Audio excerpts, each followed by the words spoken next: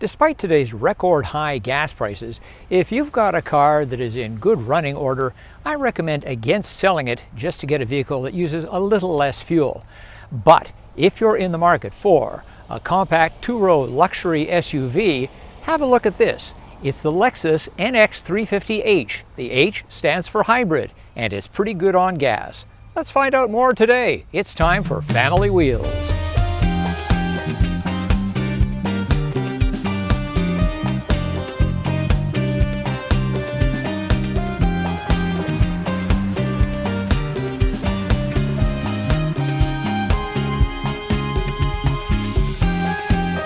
Now that we're buckled in and underway, a brief request. Give Family Wheels a like. Your likes help spread the word about our reviews. As long as you're doing that, subscribe and click the little bell to be notified when the next show is posted. And feel free to leave a comment and share your thoughts about the lovely Lexus. Thanks! Over the years, I haven't been much of a fan of Lexus.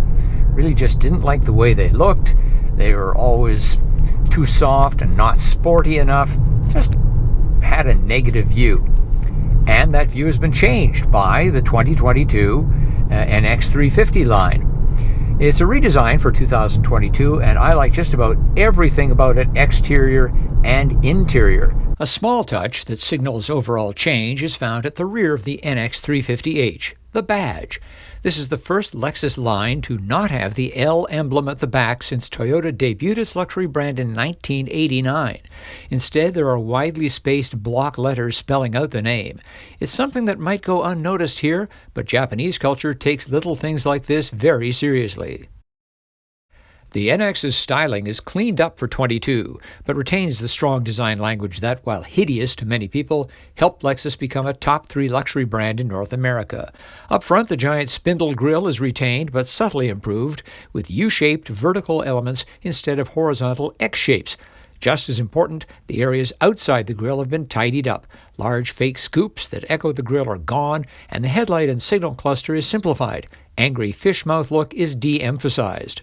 The sides are similarly smoothed out, and the rear gets the biggest cleanup, with slashes, creases, fake vents, and taillights all looking a lot more harmonious than the previous version.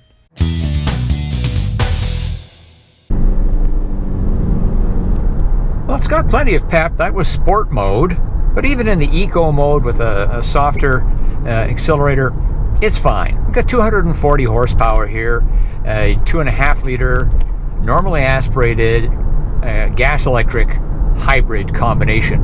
It's just fine. For many a year, I've been no fan of Toyota and Lexus and their continuously variable automatic transmissions. They're just no fun, and they're very buzzy when you hit the gas pedal. However, here in the Lexus, we've got good sound damping. In fact, it's quite pleasant. You don't really notice much at all. So kudos to Lexus on that one. Handling, by the way, is good. It's not going to be as sporty as, say, an Acura, like the Acura RDX that I tested recently. It's a luxury ride, but it's not too soft and squishy. And the more I use the brakes, the more I like them. Really sure-footed in the slowing down department. Inside there is a much improved display, the control center here in the middle. Huge improvement over the previous vehicle. And the main reason for that is no touchpad. There are a number of buttons on the touchscreen that control functions directly, including the path of the air, defrost, center, lower, as well as seat heat and seat ventilation. They're all right here. This all-new Lexus Interface Multimedia System, as they call it, also responds to voice commands for a wide range of functions, including climate, radio, phone, and navigation. I tried a few and they worked well. Functions responded quickly. A bonus resulting from removing the dreaded touchpad, it made room for the NX to have a slick wireless charging pad.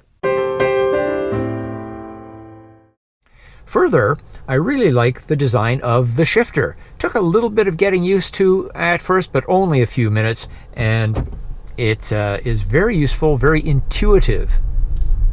One more thing I'll point out, because the sunlight is on it right now, the doors open with a push button. Very handy, you get used to that instantly, very convenient as well. Plus, they have sensors on the outside. If a vehicle is approaching, that includes bicycles, and you open it up and the vehicle is coming along, it beeps at you to warn you to not fully open the door. Good safety feature.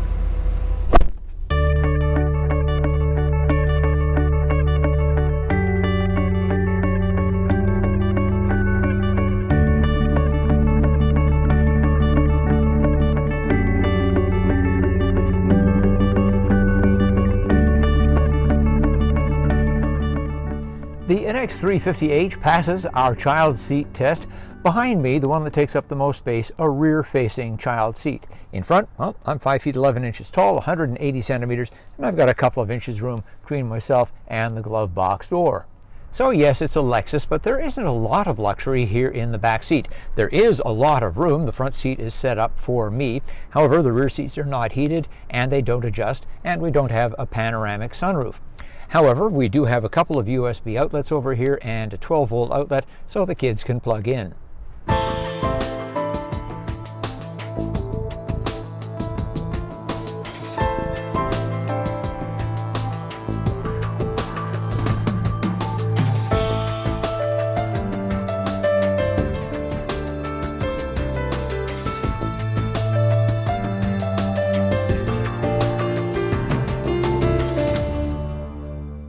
The short answer is this one.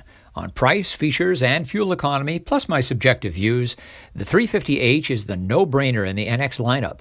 Versus the more powerful NX 350 non-hybrid, the NX 350H costs about $3,400 less and uses 46% less fuel in city driving. The bottom spec NX 250 barely has 200 horsepower. Now, you might think the NX 450H Plus, being a plug-in hybrid with electric-only range of about 60 kilometers or 37 miles, would be the winner. But even with subsidies, it still carries a premium topping $3,500 in Canada and more than $4,000 in the U.S. Also, the U.S. subsidy is tricky because it's applied against income tax. On top of it all, research is showing many owners of plug-in hybrids aren't plugging them in very much, negating any advantage the PHEV might have had. Well, I really enjoyed my time with the 2022 Lexus NX 350H. But what do you think? Leave a comment. As always, thanks for your likes, thanks for subscribing. I'm Richard Detman, and I'll see you next time on Family Wheels.